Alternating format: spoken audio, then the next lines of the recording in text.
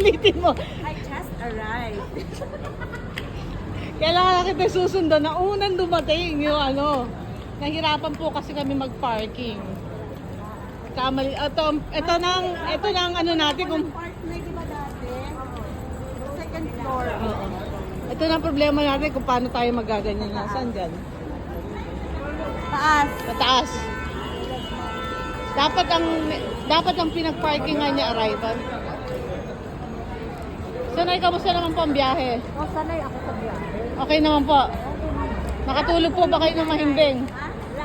Wala kami tulog. Hindi kami makatulog na may ano yung upuan kasi parang nahihirapan. Mahirapan kayo sa upuan. Talaga. Saka pag nagbibiyahe kasi talagang gusto dapat gising ka. Whatever happens, medyo ano dapat.